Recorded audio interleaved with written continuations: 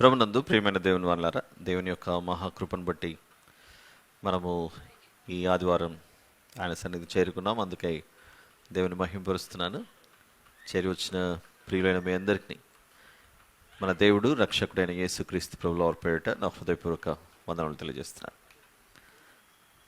చిన్న ప్రార్థన చేసుకుని వాక్యదానంలోనికి ప్రవేశిద్దాం. మహాపరిశుద్ధుడైన మా ప్రియ పరలోకపు తండ్రి, మీకే స్తోత్రములు నాయన. ఈ ఆదివార దినమున మేమందరం మీ సన్నిధిలో చేరి మీ జీవం గల మాటలను వినుటకు మీ సన్నిధికి చేరి ఉన్నాం తండ్రి. మా హృదయములను మేము పరిశీలించుకునేలాగున మీ వాక్యం చేత హెచ్చరింపబడి బలపడుటకు సహాయం చేయండి తండ్రి. మీ చిత్తమే మా జీవితంలో నెరవేర్చమని ప్రార్థిస్తున్నాను. వాక్యము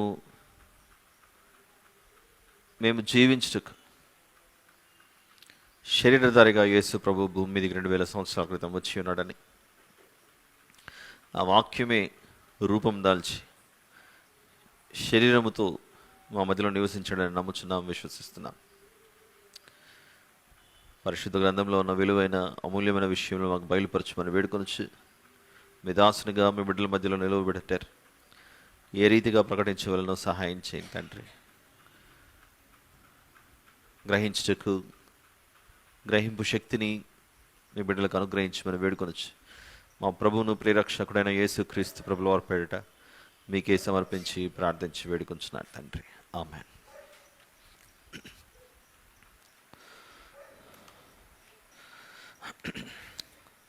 ప్రియులారా, ఈరోజు మనము నిర్గమకాండము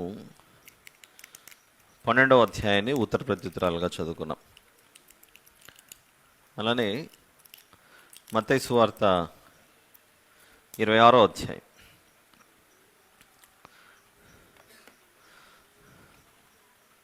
53 నుంచి వాక్యజనంగా ఎంచుకున్నటువంటి సందర్భం ఇది. దేని గురించి ఆలోచించాలి ఈరోజు అని ఆలోచిస్తే,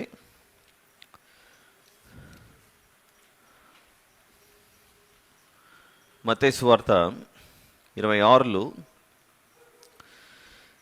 53వ వచనంలో, ఈ సమయమున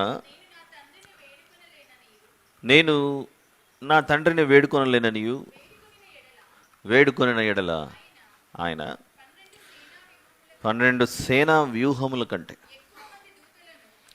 ఎక్కువ మంది దూతలను ఇప్పుడే నాకు పంపడనియు నీవు అనుకొనుచున్నావా అని. వ్యూహము అనే దానికి క్రింద ఫుట్ నోట్లో ఒక వ్యూహం అంటే ఎంత? 6000 యోధులట, 6000 యోధులు. అయితే ఆ వచనంలో ప్రవేశించే ముందు కొన్ని విషయాలు మనము నిర్గమకాండము 12వ అధ్యాయంలో ఈరోజు ఉత్తర ప్రత్యుత్తరాలుగా చదువుకున్నాం కదా.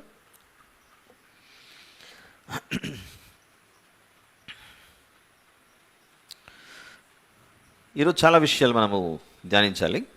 జాగ్రత్తగా మన మనసులను ఇక్కడ కేంద్రీకరిద్దాం.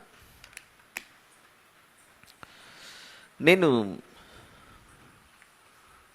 ప్రస్తుతానికి మీతో మాట్లాడుతున్నాను, వాక్యాన్ని పంచుకుంటున్నాను. ఇలా మాట్లాడుతూ ఉండగా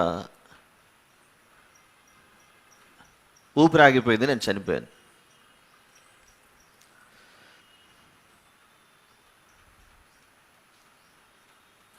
నేను చనిపోయాను, ఏదో పడిపోయాను అనుకొని బహుశా హడావిడిగా దగ్గరలో ఏమైనా హాస్పిటల్ ఉందేమో తీసుకెళ్దాము అని మీరు భావించవచ్చు. అఫ్కోర్స్ ఎవరైనా అలానే రియాక్ట్ అవుతారు. అరే ఇప్పుడే మాట్లాడుతున్నాడు, పడిపోయాడు, ఏమైందా? అయితే మన మధ్యలోనే ఒక డాక్టర్ ఉండి పల్స్ పట్టుకొని చూశారు. ఇదేంటి సిపిఆరా ఫస్ట్ చేసేది, ఇలాంటివన్నీ చేసి అంతా చూసిన తర్వాత లేదండి ఇంక ప్రయోజనం లేదు, అయిపోయింది అన్నారు. సో ఇక్కడే డిక్లేర్ అయిపోయింది. ఇక my wife is sitting here. నేను స్పందించకపోయేసరికి ఇంకా నెక్స్ట్ ఇంకెవరిని అడుగుతారు? ఏమైందండి అని ఖచ్చితంగా భార్యనే అడుగుతారు. ఇంకా అప్పుడు ఆవిడ ఏం సమాధానం ఇవ్వచ్చు? నాకు కూడా తెలియదు, ఉదయం బాగానే ఉన్నట్టు, మీరే చూసారు కదా మాట్లాడుతున్నాడు. He was talking to us, but he just now he passed. Next చెప్పండి. He passed away. He passed away అంటే అర్థం ఏంటి? హీ పాస్డ్ అవే అంటే చనిపోయాడు. ఓ దగ్గర తెచ్చారా? Very good.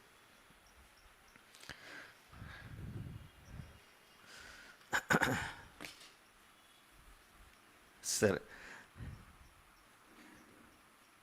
హీ పాస్డ్ అవే.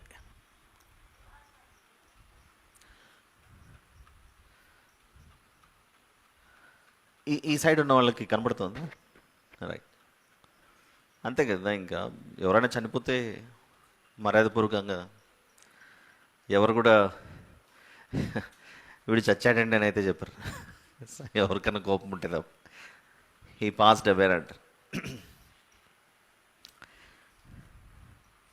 అయితే నిర్గమకాండము 12వ అధ్యాయంలో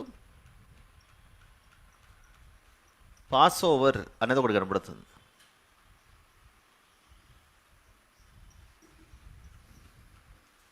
కొద్దిసేపు నేను హీ అనేది తీసేస్తే, ఒకవేళ స్త్రీ చనిపోయింది అనుకోండి, హీ ప్లేస్లో ఏమొస్తుంది? షీ వస్తుంది. కాబట్టి వ్యక్తులను తీసుకోకుండా కొద్దిసేపు ఇది పాస్డ్ అవే నిర్గమకాండం 12వ అధ్యాయంలో కనపడేది పాస్ ఓవర్. చూస్తారా ఒకసారి?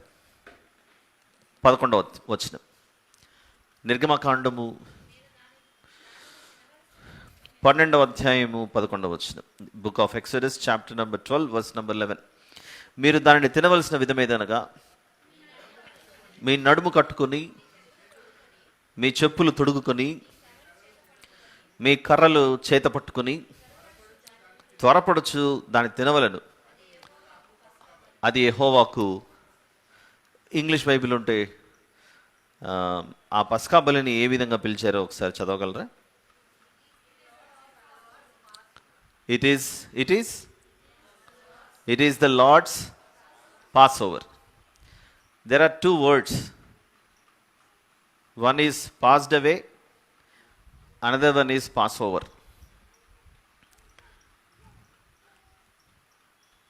మనం చనిపోతే he passed away, she passed away అని పిలుస్తారు. కానీ నిర్గమకాండం 12లో ఇక్కడ కూడా రెండు పదాలు కనబడుతున్నాయి. ఒకటి పాస్, ఇంకొకటి ఓవర్. పాస్డ్ అవేకి, పాస్ ఓవర్కి ఎందుకు ఇక్కడ ఈడీ వచ్చింది? కొద్దిసేపు ఆలోచిస్తే ఇది పాస్ట్ టెన్స్లో రాయబడింది. ఇది పాస్ట్ టెన్స్లో ఫెయిల్, ఫెయిల్డ్, పాస్, పాస్డ్. కొంచెం అది మనకు తెలుసు కనుక మనిషి ఇంకా బ్రతుకుంటే పాస్డ్ అన్నారు, చచ్చిపోయాడు, యాక్షన్ కంప్లీటెడ్, యాక్షన్ కంప్లీట్ అయింది కనుక పాస్ట్ టెన్స్లో చెప్తున్నారు. ఇది ప్రెజెంట్ టెన్స్లోనో ఫ్యూచర్ టెన్స్లోనో చెప్పాలంటే ఈ సెంటెన్స్ని ఫ్యూచర్ టెన్స్లో చెప్పడం కొంచెం కష్టమే. బాధపడతారు ఎవరైనా. కరెక్ట్, దట్ ఈస్ ప్రెజెంట్ కంటిన్యూస్లో చెప్తున్నాడు Prasad. Suppose somebody is on వెంటిలేటర్లో ఉన్నాడు, కొనా ప్రాణంతో ఉన్నాడు, బ్రతుకుతాడో లేదో గ్యారెంటీ లేదు. డాక్టర్స్, నర్సెస్ చుట్టుకున్నారు వెంటిలేటర్ ఉన్న బెడ్ చుట్టూ. హే కమాన్, బీపీ పడిపోతుంది, పల్స్ పడిపోతుంది, హీస్ పాసింగ్ అవే. ఆ సిచ్యువేషన్లో హీస్ పాసింగ్ అవే అనొచ్చు. అక్కడ ఆ కంటిన్యూస్ ప్రాసెస్లో ఉంది కనుక అయిపోయింది, యాక్షన్ కంప్లీట్ అయింది కనుక ఈడీ యాజ్ ఈడీ అంటే మళ్ళీ ఈ మధ్య ఎక్కువగా వినబడుతుంది ఎన్ఫోర్స్మెంట్ డైరెక్టర్ అని. అది కాదు,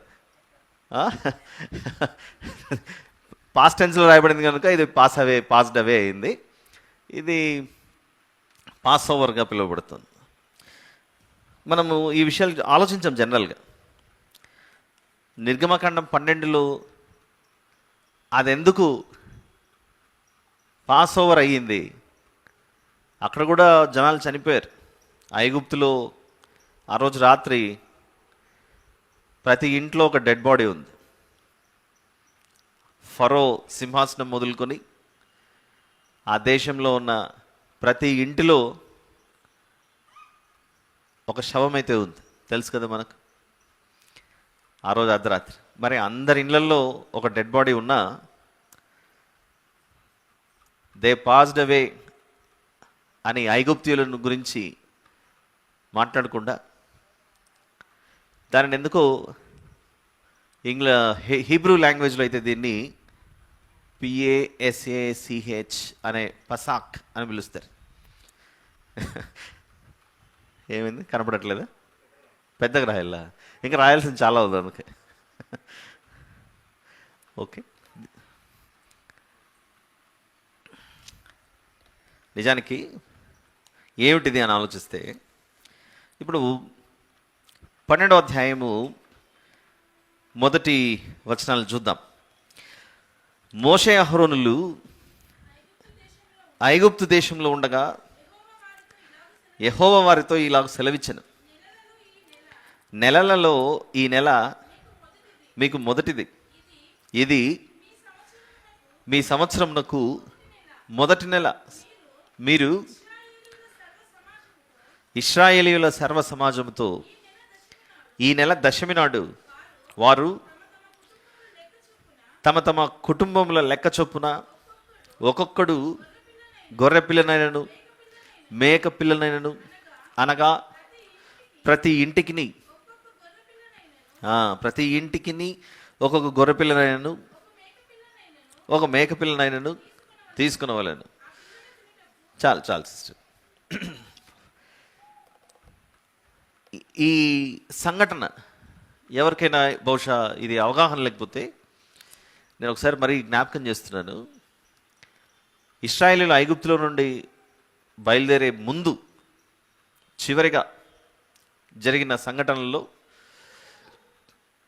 ఈ సంఘటన ఈరోజు రాత్రి ఇక ముగింపు. మిమ్మల్ని నేను బయటికి తీసుకొచ్చేస్తున్నాను. ఐగుప్తులో నుండి మీరు వేరుపరచబడి బయటకు వచ్చేస్తారు. అందుచేత మీకున్నటువంటి నెలలలో ఉన్న 12 monthsలో లేదా ఈ సంవత్సరం మీరు 12 నెలల 13 నెలలు లేదనుకుంటారు. ఇది 12 నెలలు 12 monthsలో ఇది మొదటిది, నెంబర్ 1. అంటే దేవుడు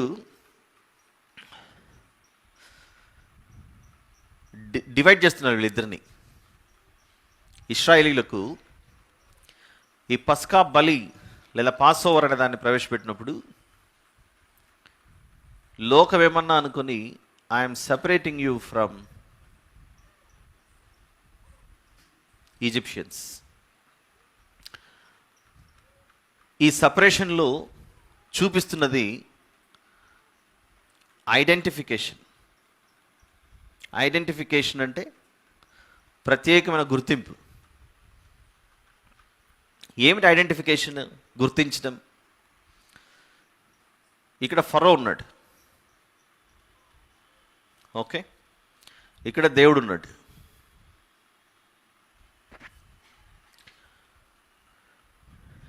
ఇక్కడేమో ఈ ఫరో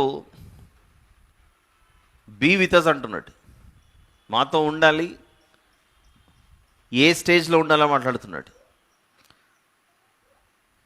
ఇక్కడ స్లేవ్స్ అన్నాడు. స్లేవ్స్ అంటే బానిసలు, దాసులు. ఇక్కడ అంటున్నాడు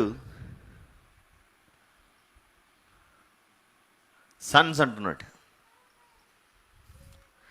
ఫరో ఏమో స్లేవ్ అన్నాడు, దేవుడేమో సన్ అంటున్నాడు. సన్ అంటే డాటర్స్ మర్చిపోయాడు అనుకోకండి, ఇట్ మీన్స్ చిల్డ్రన్. ఇక్కడ స్లేవ్, ఇక్కడ చిల్డ్రన్. ఈ రెండిట్లో ఏది గొప్పది? దాసులుగా మిగిలిపోవడం మేల, కుమారులు కుమార్తెలుగా మిగిలిపోవడం మేల? కుమారులు కుమార్తెలుగా ఉండిపోవడం గొప్పది. ఈ సపరేషన్లో దేవుడు వాళ్ళతో మాట్లాడుతూ, దిస్ లైఫ్ ఐఎమ్ ఎండింగ్, ఇంతటితో ఇది సమాప్తం.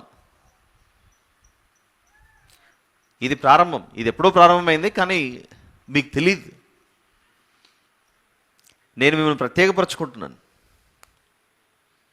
మొదటి 2 వచనాలలో నెలలలో ఈ నెల మీకు మొదటిది. ఇది మీ సంవత్సరమునకు మొదటి నెల. మీరు ఇశ్రాయేలీయుల సర్వ సమాజముతో ఈ నెల దశమి నాడు వారు తమ తమ కుటుంబంలో లెక్క చొప్పున ఒక్కొక్కడు గొర్రె పిల్లనైనను మేక పిల్లనైనను, అనగా ప్రతి ఇంటికి ఒక గొర్రె పిల్లనైనను ఒక మేక పిల్లనైనను తీసుకున్నవాళ్ళను. ఆ పిల్లను తినుటకు ఒక కుటుంబము చాలకపోయిన ఎడల వాడును వాని పొరుగు వాడును తమ లెక్క చొప్పున దాన్ని తీసుకున్నవాళ్ళను.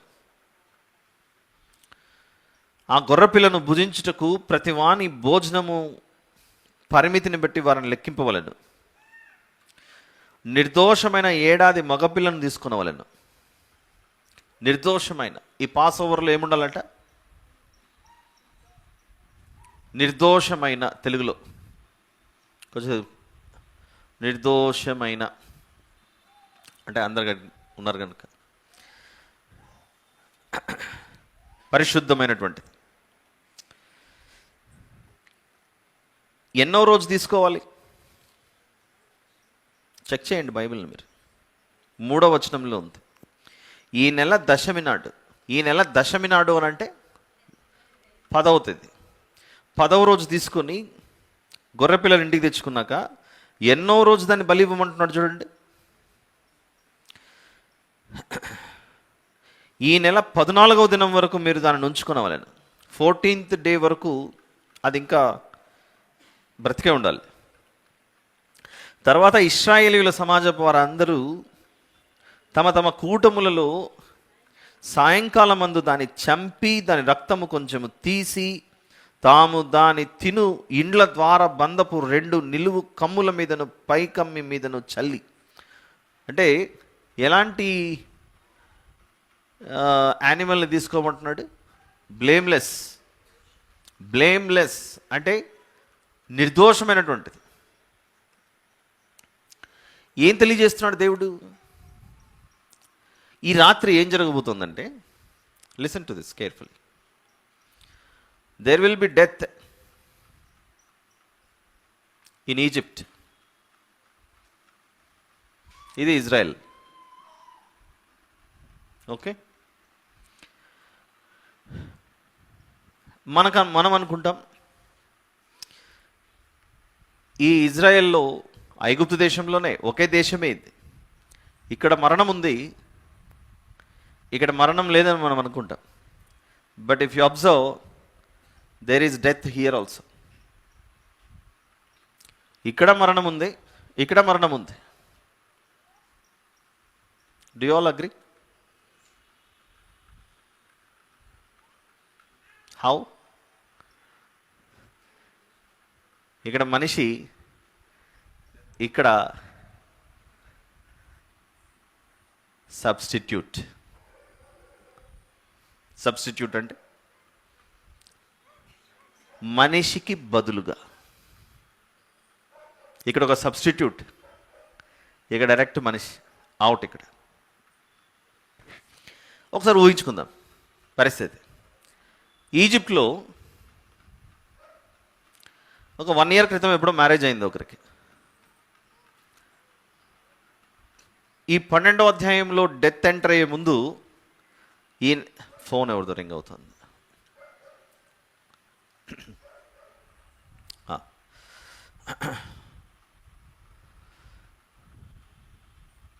ఆ రోజు డెత్ ఎంటర్ అయ్యే ముందు అర్ధరాత్రి అన్నాడు కదా, జస్ట్ బిఫోర్ ఒక 1 hour ముందే ఎవరో డెలివరీ అయింది, ఫస్ట్ బేబీ.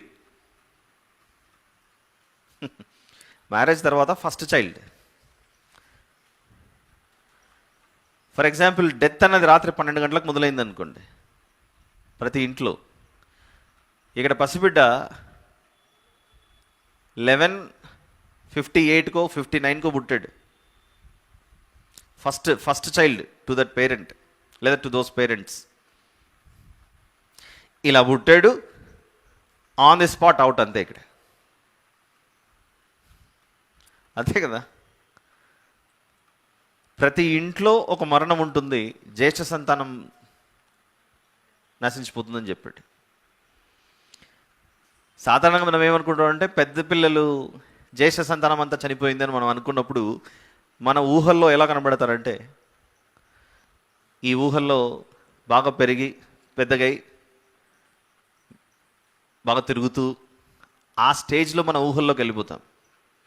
కానీ లాస్ట్ ఇయర్ మ్యారేజ్ అయింది, ఇప్పుడే బిడ్డ పుట్టారు, నిన్ననో మొన్ననో పుట్టిన నిన్నటి వరకు ఆ క్షణం వరకు కూడా చక్కగా బిడ్డ పాలు తాగుతూ నిద్రపోతున్నాడు, చివరిసారి తాగేసి చనిపోయాడు.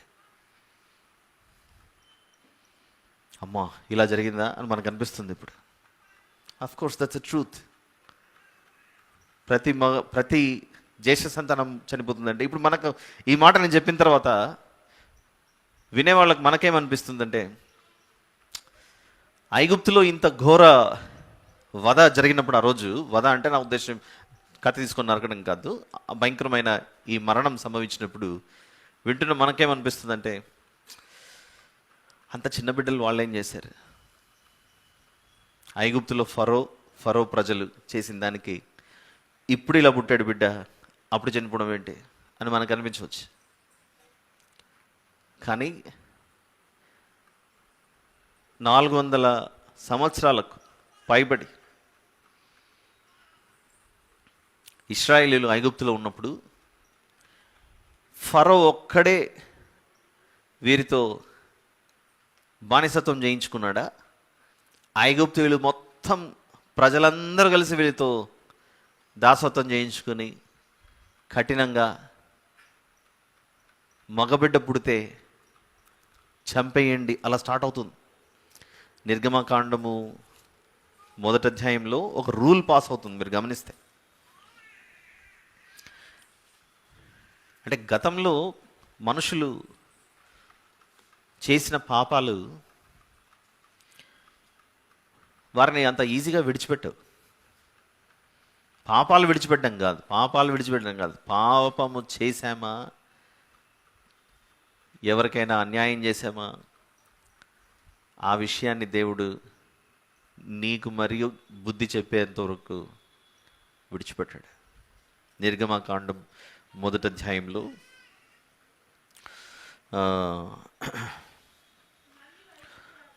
15వ వచనం నుండి 15. మరియు ఐగుప్తు రాజు షిప్రా పూయా అను హెబ్రీయుల మంత్రసానులతో మాట్లాడి, మీరు హెబ్రీ స్త్రీలకు మంత్రసాని పని చేయుచు వారిని కాన్పు పీటల మీద చూచినప్పుడు మగవాడైన ఎడల వారిని చంపుడి, ఆడుదైన ఎడల దాన్ని బ్రతుకునీయుడని వారితో చెప్పాను. ఇక్కడ గమనించండి, ఇది మంచి ఉద్దేశమా దురుద్దేశమా? నిర్గమకాండం 1వ అధ్యాయం 15-16లో ఐగుప్తురాజు అయిన ఫరోకు పుట్టిన ఈ ఆలోచన మంత్రసానులను పిలిచాడు. మీరు హెబ్రీ స్త్రీలకు మంత్రసాని పని చేయొచ్చు, వారిని కాన్పు పీటల మీద చూచినప్పుడు మగవాడైన ఎడల వారిని చంపుడి. మగవాడైతే చంపేయండి, ఆడబిడ్డ అయితే బ్రతికించండి. ఇది మంచి ఉద్దేశంలాగా అనిపిస్తుందా దురుద్దేశంలాగా అనిపిస్తుందా? దురుద్దేశం. అంటే నిర్గమకాండంలో ఫరో యొక్క ఆలోచన 1వ అధ్యాయంలో ఏ బిడ్డలనైతే చంపాలని ఆలోచించాడో కఠినంగా, ఇశ్రాయేలీలు బయలుదేరే సమయానికి తాను ఏమి తలంచెనో అదే వారి నెత్తి మీదకి వచ్చేట్టుగా జరిగింది. అక్కడ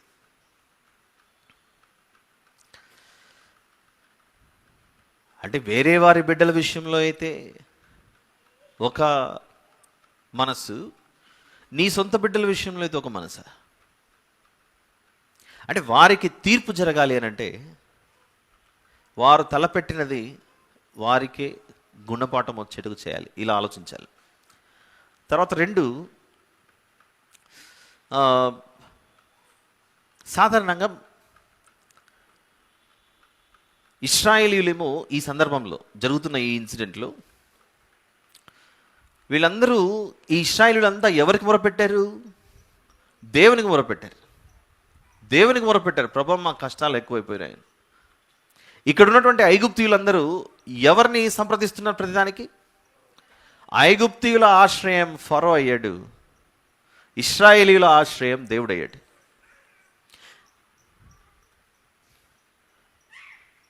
అప్పటికే ఈ బిడ్డలను, జ్యేష్ఠ సంతానాన్ని దేవుడు సంహరించే ముందుగా ఎన్నో సూచక్రియలు జరిగాయి. ఎలాంటి సూచక్రియలు జరిగాయి? నదిలో నీళ్లు రక్తంగా మారాయి, ఇళ్లల్లోకి కప్పలు వచ్చాయి, ఈగలు వచ్చాయి, మిడతలు వచ్చాయి, దేశమంతా చీకటయింది, ఆకాశం నుండి వడగండ్లు కురిశాయి. ఇలాంటి ఎన్నో గొప్ప ప్రత్యక్షంగా వారు చూస్తున్నటువంటి క్రియలు మోషే గారు ఇలా చెప్పడం, అది జరగటం, మోషే గారు ఇది చెప్పడం, అది జరగటం, అలా జరిగిపోయింది. అలా జరిగిపోయినప్పుడు ఐగుప్తీయులకు, ప్రత్యేకంగా ఫరోకు, అరే నాతో ఇలా చెప్పాడు, వెంటనే జరిగిపోతుంది కదా అన్న ఆలోచన ఉంటుందా? ఉండదా? ఖచ్చితంగా ఉంటుంది. ఎలాగైతే అన్ని విషయాల ముందు ఈరోజు రక్తం నీళ్లుగా, లేకపోతే ఈరోజు ఏదో చీకటి అయిపోతుంది, వడగండ్లు పడతాయి, నాశనం అవుతాయి, ఇవన్నీ ఏ విధంగా అయితే చెప్పుకుంటూ వచ్చాడో, మీ యొక్క జ్యేష్ఠ సంతానం కూడా చనిపోతారని 11వ అధ్యాయంలో ముందుగా చెప్తాడు మోషే గారు. చూద్దాం, అది నిర్గమకాండం 11,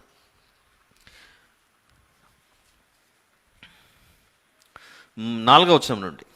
మోషే ఫరోతో ఇట్లా, నన్ను చెప్పకుండా సంహరించింటే వేరు, చెప్పి సంహరిస్తున్నాడు అక్కడ దేవుడు.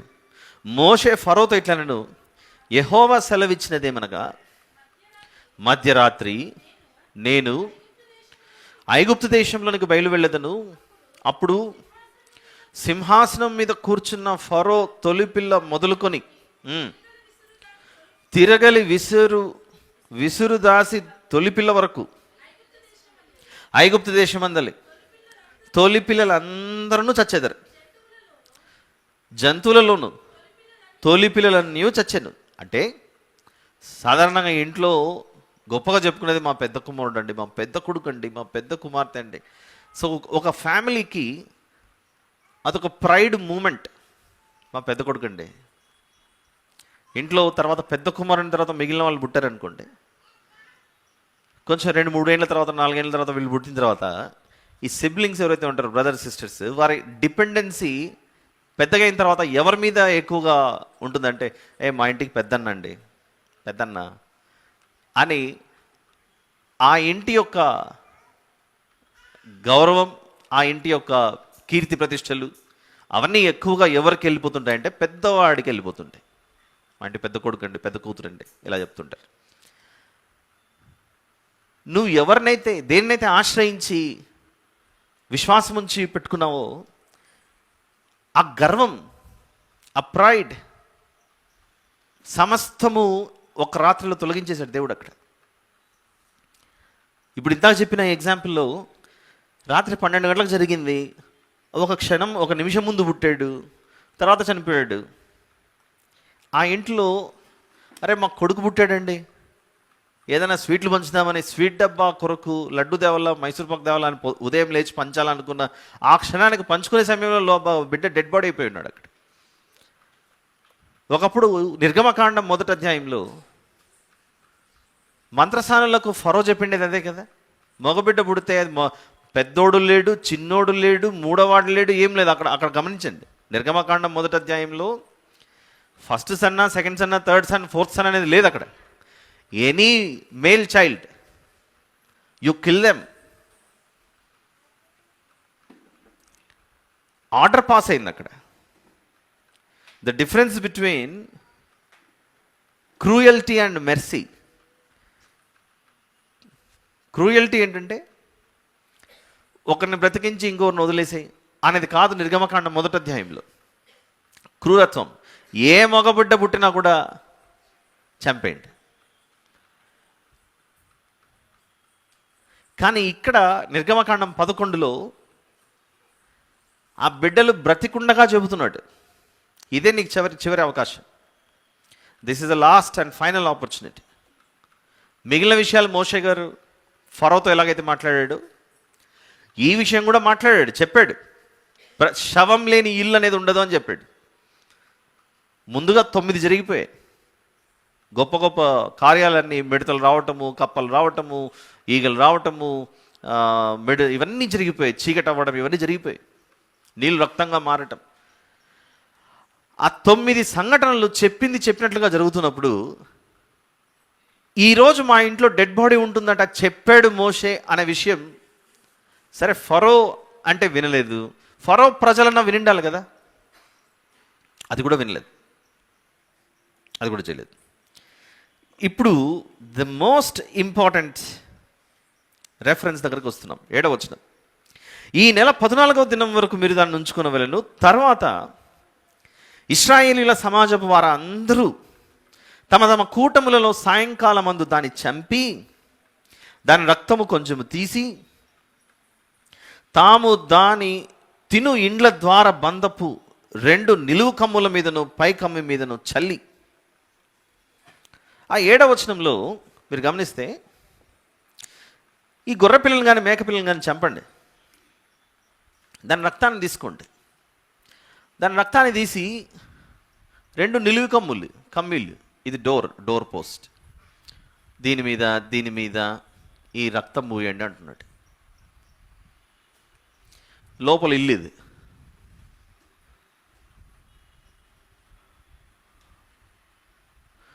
ఇల్లు అట్లా ఉండదండి అనుకుంటే నేను ఏం చేయలేనండి, ప్రస్తుతానికి ఇది అట్లా రాశాను, గీశాను. ఓకే,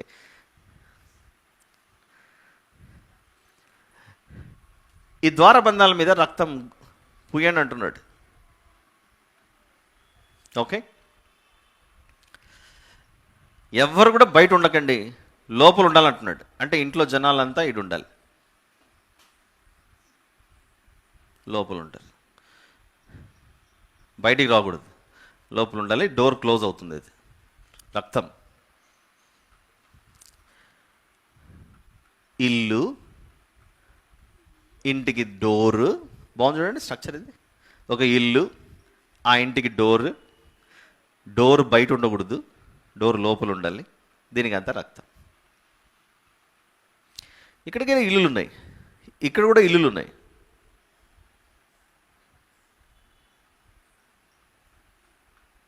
కానీ వీళ్ళ డోర్కి ఏం లేదు, రక్తం లేదు. ఇక్కడ రక్తం లేదు. మనుషులైతే ఉన్నారు లోపల. మనుషులు అరే రాత్రి అయిందిరా బాబా పడుకుందని నిద్రపోతున్నారు అంతా. నిద్రపోతుండగా ఇప్పుడు ఈ సంహారకుడు వచ్చాడు, తిరుగుతున్నాడు, ఈ ఇల్లు చూశాడు, రక్తం కనపడలేదు. రక్తం కనపడకపోయేసరికి ఇక్కడ డెడ్ బాడీ.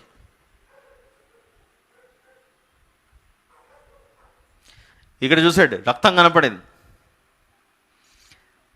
రక్తం కనపడగానే ఇంటి మీద, ఈ ద్వారబంధం మీద రక్తం కనపడింది. రక్తం కనపడగానే అలా దాటుకుంటూ వెళ్ళిపోయాడు. ఇక్కడ ఇంకో ఇల్లు కనపడింది, ఇక్కడ కూడా రక్తం కనపడింది. ఈ రక్తం కనపడింది, మళ్ళీ దీని ఇలా దాటుకుంటూ వెళ్ళిపోయాడు.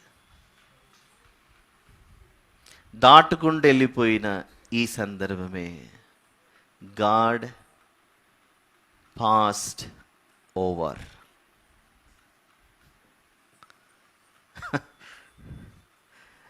ఇక్కడ దాటుకుంటూ వెళ్ళిపోయాడు,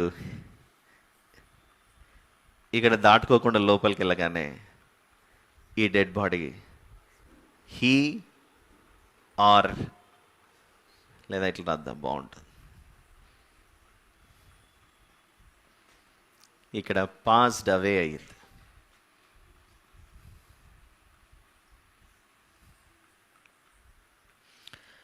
ఇక్కడేమో మీరు గమనించండి, there is a word called judgement. తీర్పు. నేను అదే పనిగా ఇక్కడ రాసా జడ్జ్మెంట్ అనేది. ఇద్దరికి దగ్గర ఉంది జడ్జ్మెంట్, మీరు గమనిస్తే. బట్ ఈ తీర్పు అనేది రక్తము లేని ఇండ్లలోనికి ప్రవేశించింది. రక్తమున్న ఇంటిలోనికి తీర్పు రాలేదు, దాటుకొని వెళ్ళిపోయింది. రక్తమున్న ఇంటిలోనికి జడ్జ్మెంట్, తీర్పు రాలేదు. రక్తము కనబడని ఇంటిలోనికి తీర్పు వచ్చింది. రక్తము ఉన్న ఇంటిలోనికి తీర్పు రాలేదు, దాటుకుని వెళ్ళిపోయింది. ఈ రక్తం ఎక్కడ ఉండాలట? ద్వారబంధముల మీద, నిలువు కమ్మీల మీద ఉండాలి. ఇదంతా ఓల్డ్ టెస్ట్మెంట్. ఇప్పుడు న్యూ టెస్ట్మెంట్కి వద్దాం. హెబ్రీ పత్రిక 3వ అధ్యాయం.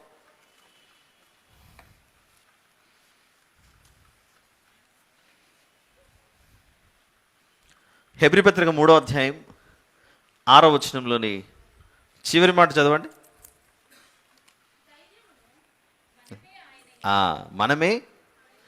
మనమే ఆయన ఇల్లు అని ఉంది. దీన్ని ఎరేజ్ చేయనా? మీకు అర్థమైంది కదా ఇంతవరకు? Everybody okay, I'm erasing.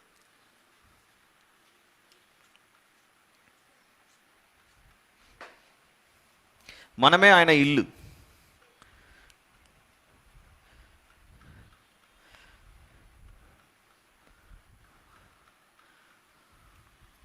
మనమే ఆయన ఇల్లు.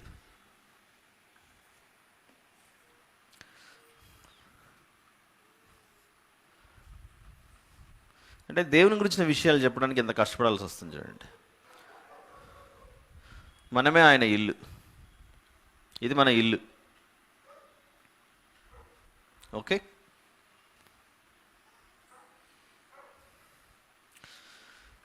ఇంటికి డోర్ ఉంటుందా ఉండదా? మరి డోర్ ఏంటో చూద్దాం ఒకసారి. యోహాను సువార్త.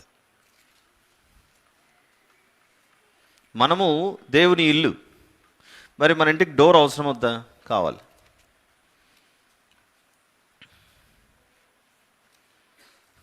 యోహాను సువార్త 10వ అధ్యాయం. యోహాను సువార్త 10. ఇంగ్లీష్ చదవండి, తెలుగు కాకుండా. 9 చదవండి, వర్స్ నెంబర్ 9. చాలు. ఇప్పుడు తెలుగు చదవండి. ఇప్పుడు ఇల్లు ఇది. The lord Jesus is the door. The lord Jesus is the door.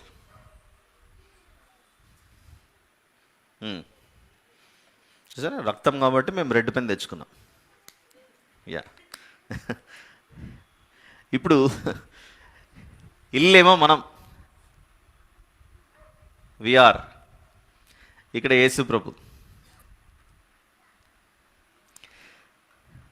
పాత నిబంధనలో తీర్పు రాకూడదంటే ఇంటి ద్వారానికి ఏముండాలి? జడ్జిమెంట్ రాకూడదంటే ఈ ద్వారానికి ఏముండాలి? రక్తం ఉండాలి. రక్తం.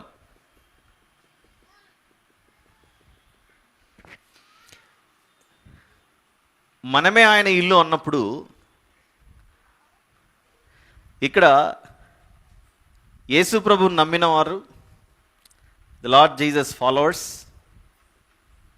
ఇక్కడ నాన్ ఫాలోవర్స్.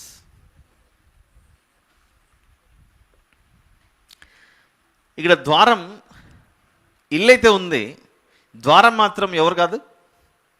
యేసు ప్రభు ద్వారం కాదు. ఇక్కడ ఎప్పుడైతే యేసు ప్రభు ద్వారంగా ఉండడో ఆయన మన కొరకు ఏం చేశాడట?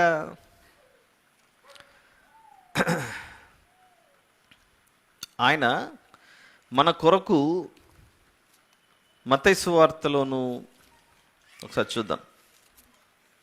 మత్తయి సువార్త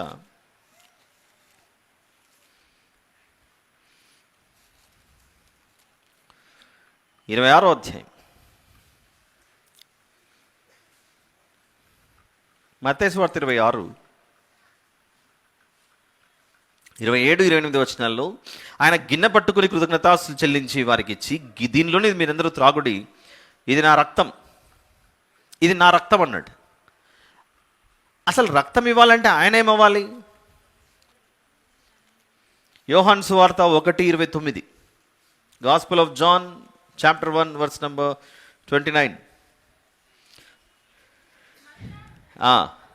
ఇదిగో లోక పాపమును మోసుకొని పోవు, అంటే దేవుని గొర్రెపిల్ల.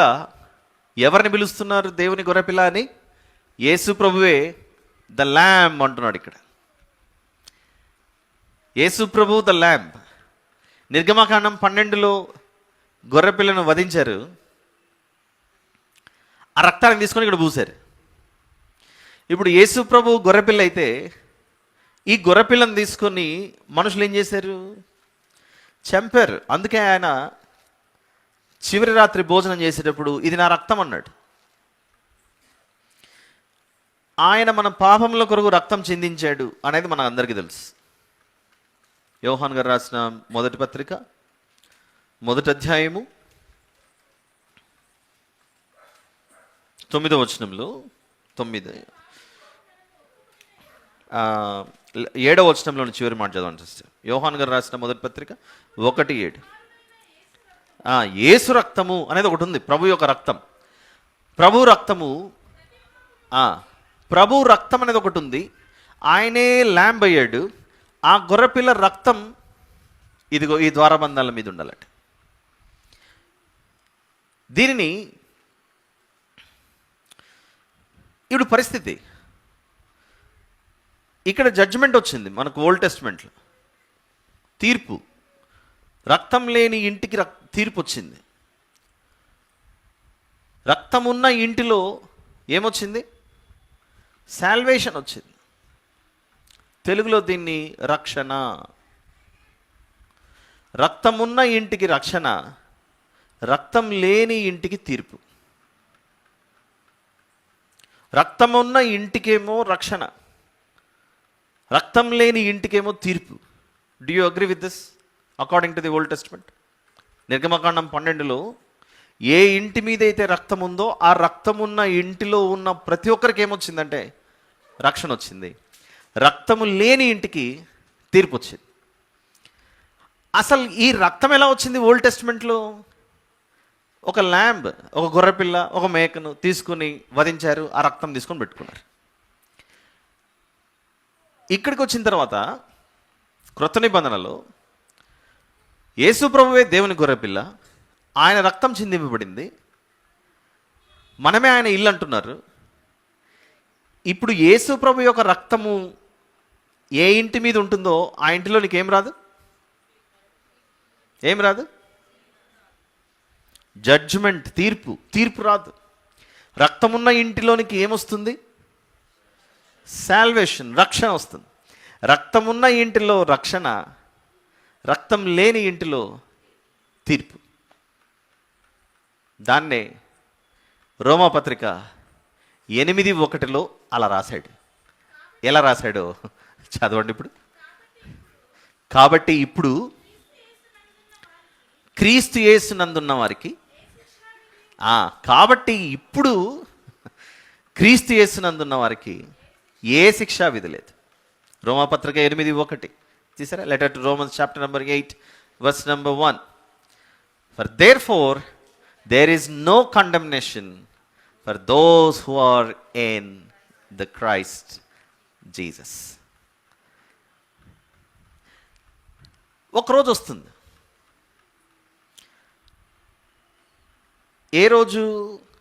మరణ దినం అనే రోజు, లేదా తీర్పు దినం అనే రోజు. ఇక్కడికి ఎలాగైతే డెత్ ప్రవేశించిందో ఇక్కడ కూడా డెత్ అయితే వచ్చింది. The common word in both the scenarios is మరణం, డెత్. ఓల్డ్ టెస్టిమెంట్లో 2 చోట్ల మరణమే. కానీ డిఫరెన్స్ ఏంటనంటే ఇక్కడ మనిషి పోయాడు, ఇక్కడ సబ్స్టిట్యూట్ పోయాడు. సబ్స్టిట్యూట్ని తెలుగులో ఏమనొచ్చు? ఏమంటారు? మొదల బదులు బదులు కరెక్ట్, బదులు.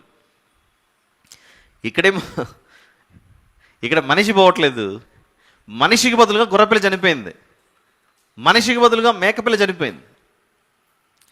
But common word is death. ఎందుకు ఈ ఇంటిని ముట్టలేదు దేవుడు పాత నిబంధనలో? పాత నిబంధనలో నిర్గమకాండం 12లో ఎందుకు ఆ ఇంటిని ముట్టలేదని అంటే, ఈ ద్వారబంధాల మీద రక్తం చూడగానే ఆయనకు ఒకటి అర్థమైంది. ఏమర్థమైందంటే, ఈ ఇంటికి సంబంధించి ఆల్రెడీ ఒక డెత్ జరిగిందని వెళ్ళిపోయాడు. Have you understood? There should be one death in each house. You understand? ప్రతి ఇంటికి ఒక మరణం సంభవించాలి. ఇప్పుడు ప్రతి కుటుంబంలో జ్యేష్ఠ సంతానం ఈ ఇండ్ల దగ్గరకు వచ్చాడు. ఈజిప్టులో, ఐగుప్తులో లేదు, ఎవరు చనిపోలేదు, పడాలి తీర్పు. ఈ ఇండ్ల దగ్గరకు వచ్చారు, ఆల్రెడీ చనిపోయారు. ఇక్కడ ఆల్రెడీ చనిపోయిన తర్వాత నేను దాన్ని ఎందుకు ముట్టాలి? అలా దాటుకొని వెళ్ళిపోయాడు.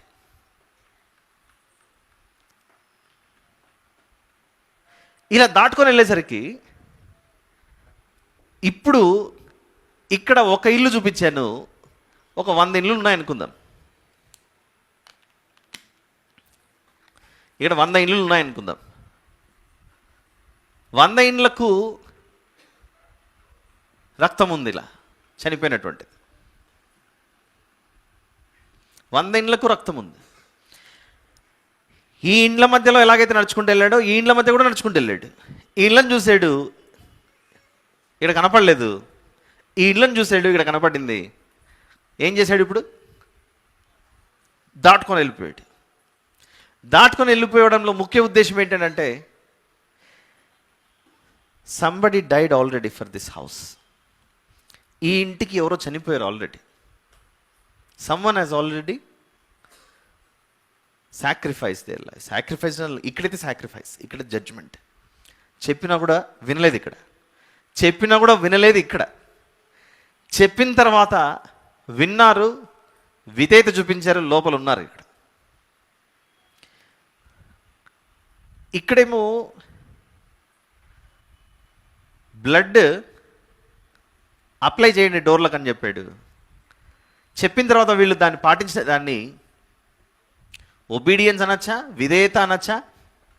మీరు చెప్పండి, ఆలోచించండి. రక్తము ఇండ్ల మీద పెట్టుకొని దాని లోపలే ఉండండి అని చెప్పాడు.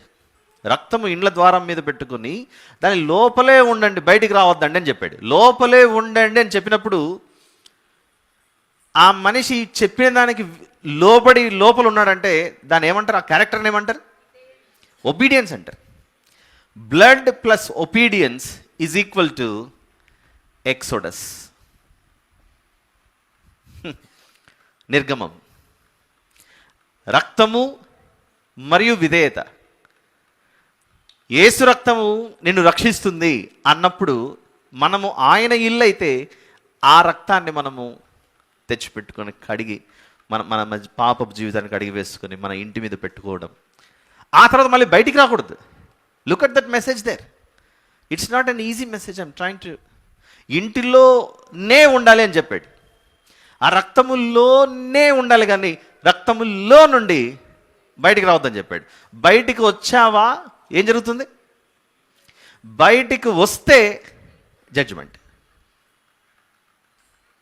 It was a systematic process and explanation that God was showing a shadow well before. భవిష్యత్తులో జరగబోయే క్రొత్త నిబంధనలో ఒక అద్భుతమైన కార్యాన్ని పాత నిబంధనలో ఒక ఛాయలాగా, ఒక నీడలాగా చూపిస్తున్నట్టు. మనమందరం ఆల్మోస్ట్ బాగా చదువుకున్న వాళ్ళమే. బయాలజీ, జువాలజీ ఇలాంటి సబ్జెక్ట్స్, ఫిజిక్స్ ఇలాంటివి చదివేటప్పుడు మన స్కూల్లో టీచర్స్, కాలేజ్లో డ్రాయింగ్స్ వేయండి అంటారు. డ్రాయింగ్స్, డైజెస్ట్ సిస్టమ్ ఎలా ఉంటుంది, కిడ్నీ ఎలా ఉంటుంది, లంగ్ ఎలా ఉంటుంది. అప్పుడేమో పెన్సిల్ తీసుకొని డ్రాయింగ్స్ వేస్తుంటాం. కొందరు అపరమేధావులు ఉంటారు, మేము ఎప్పుడు వేయించుకోలేదు, పక్కన వాళ్ళు వేయించుకున్నా అంటే. నేను డ్రాయింగ్ రాదు కాబట్టి నేను వాళ్ళ గురించి మాట్లాడట్లేదు, ఎందుకంటే అలాంటి వాళ్ళు కూడా ఉండొచ్చు ఇక్కడ.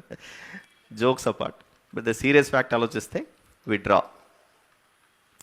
అప్పుడు ఆ స్టేజ్లో ఉన్నప్పుడు కనుక డ్రాయింగ్ వేశాను. కానీ ఒక స్టేజ్ వచ్చిన తర్వాత no more drawings, directly surgery, direct operation. Kidney ఎక్కడుందో అక్కడికి వెళ్తుంది, అవసరమైన టూల్స్ అన్ని. లంగ్స్ ఎక్కడున్నాయో అక్కడికి వెళ్తుంది టూల్స్ అన్ని.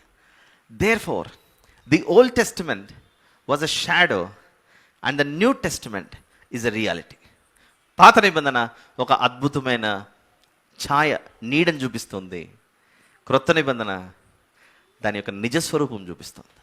ఏంటి పాత నిబంధన? ఈ రక్తములోనే నువ్వు నివసిస్తే నువ్వు భద్రంగా ఉంటావు.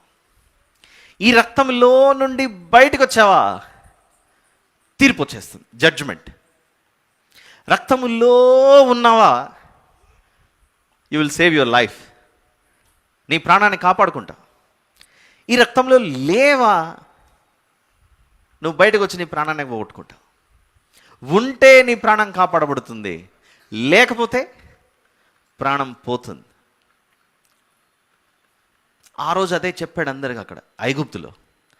దేవుడు చాలా చెడ్డవాడండి, చెప్పలేదండి ఐగుప్తీయులకు మీ బిడ్డలు చనిపోతారని అని మనం అనుకోకూడదు. 11th చాప్టర్లో చెప్పాడు, 11వ అధ్యాయంలో చెప్పినప్పుడు అంతకుముందు 9 సూచక్రియలు జరిగాయిగా, మహత్కార్యాలు జరిగాయిగా. ఈ 9 జరిగినప్పుడు ఇది కూడా జరుగుతుంది, నేను జాగ్రత్త పడాలని వాళ్ళు జాగ్రత్త పడాలి. ఫరో అంటే హృదయాన్ని కఠినం చేసుకున్నాడు. మరి ఫరో ప్రజల పరిస్థితి ఏంటి?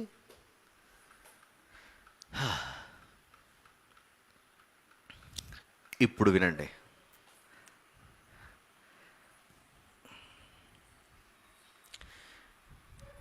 ఇక్కడేమో ల్యాంబ్ చనిపోయింది, గొర్రెపిల్ల, మేక. నేను ఎట్లా రాయాలో తెలియట్లేదు. సరే, నేను గొర్రెపిల్లను సరిగ్గా గీయలేకపోవచ్చేమో, ఇదో గొర్రెపిల్ల అనుకుందాం కొద్దిసేపు.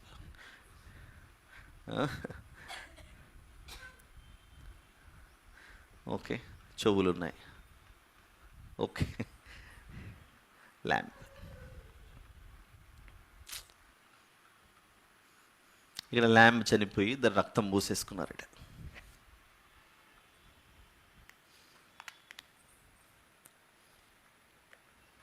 బ్లడ్ చంపేశారు, కట్.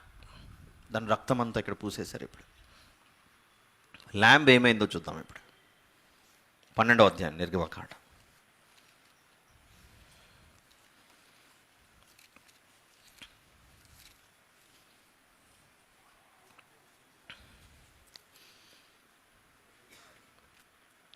అందరు చూస్తున్నారు? నిర్గమకాండం 12.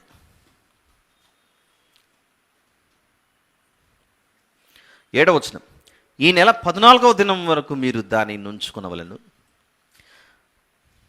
తర్వాత ఇశ్రాయేలీయుల సమాజపు వారందరూ తమ తమ కూటములలో సాయంకాలం అందు దాన్ని చంపి దాని రక్తము కొంచెం తీసి తాము దాని తిను ఇండ్ల ద్వారా బంధపు 2 నిలువు కమ్ముల మీదను పైకమ్మి మీదను చల్లి ఆ రాత్రియే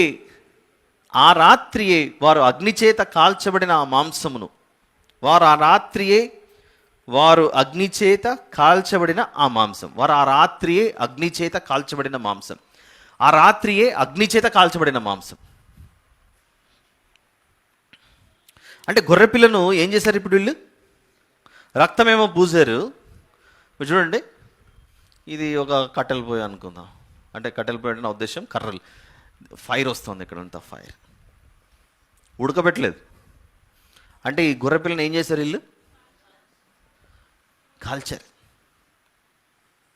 కాల్చడం అంటే ఇప్పుడు మనము వేరే విధంగా అర్థం చేసుకుంటాం. కానీ ఓ బార్బెక్యూ చేశారా అనుకోండి, బార్బెక్యూ నిప్పుల మీద పెట్టండి. నిప్పులు కాదు, ఏకంగా మంట పెట్టారు, అగ్ని. అంటే ఈ గొర్రెపిల్ల ఏమైపోయింది? ఇప్పుడు కాల్చబడుతుంది. చచ్చిపోయి రక్తం ఇవ్వడం మాత్రమే కాదు, గొర్రెపిల్ల చనిపోయి ద్వారబంధాలకు బ్లడ్ ఇవ్వడమే కాదు, ఈ గొర్రెపిల్ల అగ్నిలోకి వెళ్ళిపోయింది.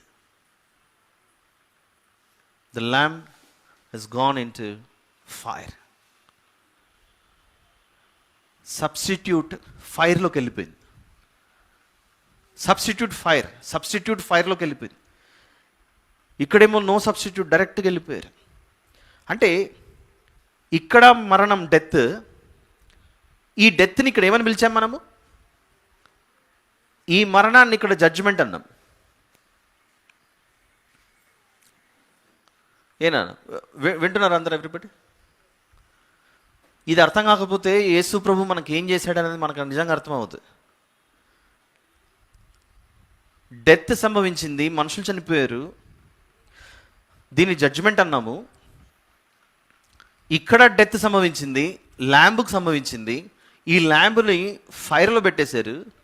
అంటే ఇప్పుడు జడ్జిమెంట్ ఎందులోని ప్రవేశించలేదు? Where did the judgement not enter? ఇంటిలోకి వెళ్ళలేదు. కానీ జడ్జిమెంట్ ఎక్కడికి వెళ్ళింది? ఇక్కడ తీర్పు. ఈ ఇళ్లల్లో ఉన్న వాళ్ళ మీద రావాల్సిన జడ్జిమెంట్, ఈ ఇళ్లల్లో ఉండవలసిన వారి యొక్క, ఈ ఇళ్లలోనికి రావాల్సిన తీర్పు ఇప్పుడు ఎవరి దగ్గరికి వెళ్ళిపోయింది? ఇది చెప్పండి, ఆలోచించండి. ల్యాంబ్కి వెళ్ళిపోయింది. అంటే ఈ ఇళ్లల్లో ఉన్న ప్రతివాని యొక్క అపరాధము లేదా అవిధేయత నిమిత్తమై శిక్ష ఎవరి మీదకి వెళ్ళిపోయిందంటే ఆ సబ్స్టిట్యూట్ మీదకి వెళ్ళిపోయింది. The common word is death here. Death అనేది ఇక్కడికి వచ్చింది తీర్పు. ఇక్కడ రావాల్సినటువంటి తీర్పు అలా పాస్ అయిపోయి అక్కడికి వెళ్ళిపోయింది. ఇది మనకు అర్థమైతే యేసు ప్రభు ఇదే విషయాన్ని క్రొత్త నిబంధనలో ఎలా చెప్తున్నాడో ఆలోచించండి. అంటే ఈ ఇళ్లల్లో వాళ్ళు బ్రతకాలి అని అంటే, ఈ ఇళ్లల్లో వీళ్ళు బ్రతకాలి అని అంటే పూర్తిగా తీర్పు ఎవరు తీసేసుకుంటున్నారు? ఇప్పుడు ఆ శిక్ష ఆ ల్యాంబ్ తీసుకుంటుంది పాత నిబంధనలు. దానికి సాదృశ్యంగా, దాని రూపమే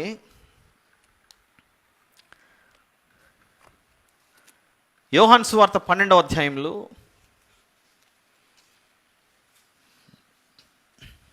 యోహాను సువార్త 12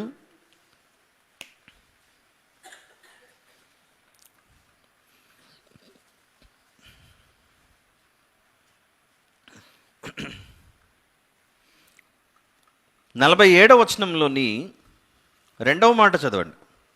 gospel of John chapter number 12 verse number 47. నేను లోకమునకు తీర్పు తీర్చుటకు రాలేదు కానీ లోకమును రక్షించుటకే వచ్చి తిని. What does it mean? నేను లోకమును రక్షించడానికే వచ్చాను కానీ తీర్పు తీర్చడానికి రాలేదు అని అంటున్నాడు అక్కడ. అంటే what's the difference between the old testament and new testament అని అంటే, ఇక్కడ ల్యాంబ్ ఇజ్రాయెల్ కొరకు చనిపోయింది. క్రొత్త నిబంధనలో ఉన్న ల్యాంబ్ ద హోల్ వరల్డ్కి చనిపోయింది. ప్రపంచం మొత్తానికి, యూనివర్స్. 3:17 కూడా చూద్దామా? Gospel of John chapter number 3 verse number 17. Yohanu సువార్త 3:17. లోకము తన కుమారుని ద్వారా రక్షణ పొందుటకే గాని లోకమునకు తీర్పు తీర్చుటకు దేవుడు ఆయన లోకములోనికి పంపలేదు. అంటే యేసు ప్రభు శరీరధారిగా భూమి మీదకి 2000 సంవత్సరాల క్రితం వచ్చినప్పుడు ఏ ఉద్దేశంతో వచ్చాడు? జడ్జిమెంట్, తీర్పు చెప్పడానికి, తీర్పు ఇవ్వడానికి రాలేదు. జడ్జిమెంట్లోకి ఎంటర్ అవ్వకుండా సేవ్ చేయడానికి వచ్చాడు. ఎలా సేవ్ చేస్తారు? హౌ ఈజ్ ఇట్ పాసిబుల్ అని అంటే, ఇదిగో వీళ్ళ కొరకు, మీ కొరకు, అందరి కొరకు, లోకమంతా ఈ ద ల్యాంబ్ ఆఫ్ గాడ్ అనే దాన్ని మీరు నమ్మాలి, విశ్వసించాలి. I'm going to face this judgement on behalf of you. మీరు రక్షింపబడండి. మీ శిక్షను, మీ పనిష్మెంట్ని, మీ జడ్జిమెంట్ని నేను తీసుకుంటానని ఇక్కడ fire old testament, judgement new టెస్టిమెంట్లో ఆయన అంతగా హింసనొందాడు, అంతగా త్యాగమయ్యాడు. దానిని కొరింథీ మొదటి పత్రిక 5వ అధ్యాయంలో, కొరింథీ మొదటి పత్రిక 5వ అధ్యాయం, కొరింథీ మొదటి పత్రిక 5వ అధ్యాయం 7వ వచనంలోని చివరి మాట చూద్దాం. 7వ వచనంలోని చివరి మాట.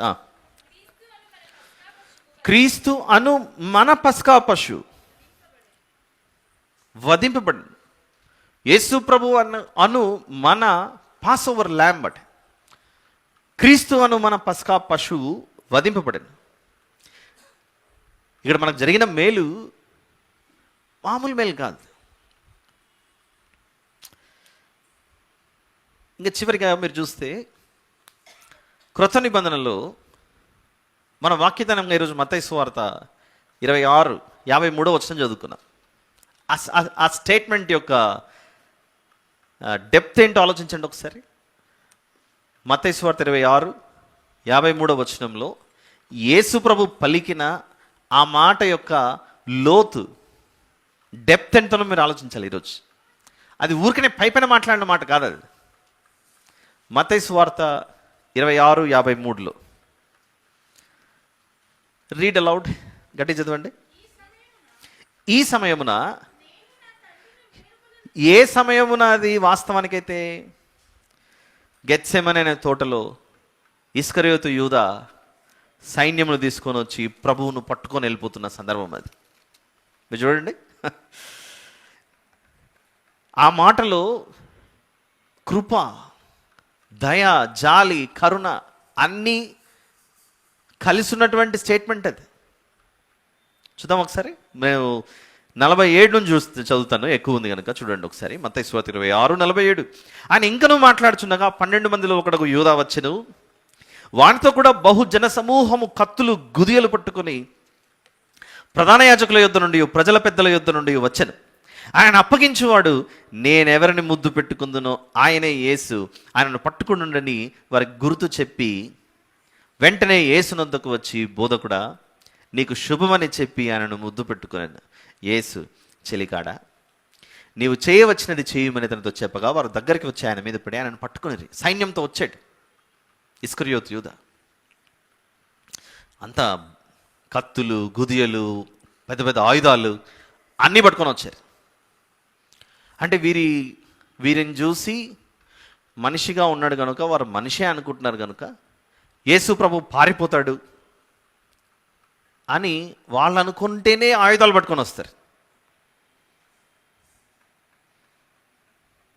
తర్వాత 52వ వచనంలో 53, మీరందరూ ఇలా ఇన్ని పట్టుకొని వచ్చారు, అసలు నేనేంటో తెలుసా మీకు అని అంటున్నాడు అక్కడ. He was alone speaking in front of so many people. బాగా ఆయుధాలు, బలము, కవచము, షీల్డ్ గీల్డ్ అన్నీ వేసుకొని వచ్చిన వాళ్ళతో అంటున్నాడు అక్కడ, అసలు మీరు నన్ను పట్టుకోవడానికి వచ్చారు కానీ ఈ టైంలో, ఆ స్టేట్మెంట్, ఈ టైంలో నేను అడిగితే ఆ ఆకాశం పై నుండి 12 వ్యూహముల సైన్యం ఇప్పుడు దిగి మిమ్మల్ని లేపలేరు అనుకుంటున్నారా అంటున్నాడు అక్కడ. ఈ సమయంలో నేను నా తండ్రిని వేడుకొనలేనని, వేడుకొనిన ఎడల ఆయన 12 సేనా వ్యూహముల కంటే ఎక్కువ మంది దూతలను ఇప్పుడే నాకు పంపడని నీవు అనుకుంటున్నావా? ఆలోచిద్దాం ఒకసారి. Look at this. ఆయనను పట్టుకోవడానికి వచ్చారు, సిలువకు తీసుకెళ్తున్నారు. సిలువకు తీసుకెళ్తుంటే ఓ మాట అన్నాడు, మీరు నన్ను పట్టుకోవడానికి వచ్చారు కానీ 12 వ్యూహములు, ఒక్కొక్కటి 6,000 అట ఒక్కొక్క వ్యూహం. అంటే 6,000 × 12 హౌ మచ్? 72,000, 72,000. మీరేమో ఇంత ఉన్నారు నా ముందు. నేను ఇట్లా ఆర్డర్ పాస్ చేస్తే దెబ్బకు 72,000 మంది దిగుతారు ఇలా. అంటే చిన్న నంబర్ చెప్పాడు అంతే, జస్ట్ 72,000. కానీ నేను అలా చెయ్యను, ఎందుకంటే నా గురించి లేఖనములు రాయబడ్డాయి. ఈలాగున జరగవలెనను లేఖనము ఈలాగు వెరుగునని అతనితో చెప్పాను. మీరందరూ కత్తిలు, గుదులతో పట్టుకోవడం, బందిపోటు దొంగను పట్టుకోవడానికి వచ్చారు. నేనేమైనా బందిపోటు దొంగనా? నా బలము, నా సామర్థ్యం, నా శక్తి, ఇలా నా మనసులో మాట్లాడాల్సిన అవసరం కూడా లేదు. నా మనసులో ఆకాశం నుండి దిగండి దూతలు అంటే ఇలా దిగుతారు. అలా దిగితే వాళ్ళు దిగకముందే మీరు అవుట్ అయిపోయే స్టేజ్ మీదే. కానీ నేను ఎందుకు ఆ మాట పలకట్లేదంటే ఇందా చూసారా యోహాను సువార్త 3:17, లోకమునకు తీర్పు తీర్చుట కాదు, లోకమునకు రక్షణ. అలానే 12:47 యోహాను సువార్త, అది కూడా చూశాను. నేను తీర్పు తీర్చుటకు రాలేదు, రక్షణకే వచ్చాను. అలా రక్షింపబడాలి అని అంటే ఖచ్చితంగా ఈ ల్యాంబ్ ఏమవ్వాలి ఇప్పుడు? అంటే దేవుడు ఏం చేశాడు ఆ రోజు? యేసు ప్రభువును అంగీకరించని ఇల్లులు అనేకం ఉన్నాయి లోకంలో. ప్రభువును అంగీకరించని అనేక కాదు, ఇంకా ఈ లోకం అలా ఉంది. కానీ ఆ రోజు ఆయన అంగీకరించని వారి మీద జడ్జ్మెంట్, తీర్పు అనేది చేయకుండా అందరి కొరకు ఏం చూపించాడంటే గ్రేస్ చూపించాడు, కృప. నా రక్తం లోకమంతా మీ జీవితాలలో నింపుకొని ఉండండి. జీవించున్నది ఇక మీరు కారు, నా రక్తంలో మీరు జీవించాలి అనే మెసేజ్ ఇచ్చాడు అక్కడ. అలా రక్తములో ఉంటే, అందులో ఉంటే మీరు ప్రాణాలను కాపాడుకుంటారు. ఇందులో ఉంటే ప్రాణాలు అయిపోతాయి, రక్తంలో లేకపోతే. కాబట్టి యేసు ప్రభు లోకమంతటి కొరకు తన రక్తాన్ని చిందించినప్పుడు లోకమంతా భద్రంగా ఉండాలంటే ఇప్పుడు ఏ రక్తములో ప్రతి ఒక్కరు భద్రపరచబడాలి? ఇది నమ్మేవాళ్ళు కొందరు, నమ్మని వారు అనేకులు. దానినే కొరింథీ మొదటి పత్రిక 1వ అధ్యాయంలో ఒక మాటతో అన్నాడు. ఏమన్నాడంటే 18వ వచనం, కొరింథీ మొదటి పత్రిక 1వ అధ్యాయం 18. సిలువను గూర్చిన వార్త నశించుచున్న వారికి వెరితనము కానీ రక్షింపబడుచున్న మనకు దేవుని శక్తి సిలువను గూర్చిన మాట.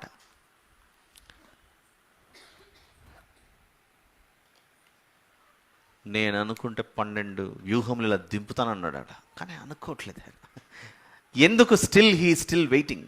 ఎందుకు అలా ఎదురు చూస్తున్నాడంటే ఏ వ్యక్తి కూడా ఇలా తీర్పులోనికి రాకుండా రోమపత్రిక 8:1 నెరవేర్చబడాలి. ఏమిటది? కాబట్టి క్రీస్తు యేసునందున్న వారికి శిక్షను తప్పించుకోవాలంటే రక్తములోనికి రా. శిక్షను అనుభవించాలనుకుంటే ఆ రక్తానికి బయట ఉంటే.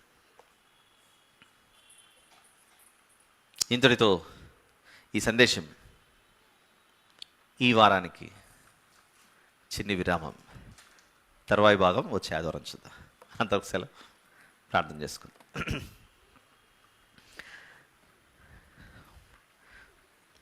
ప్రేమగల తండ్రి, కృపగలిగిన మా దేవ, పరిశుద్ధుడైన మా తండ్రి, మీకే స్తోత్రములు నాయన.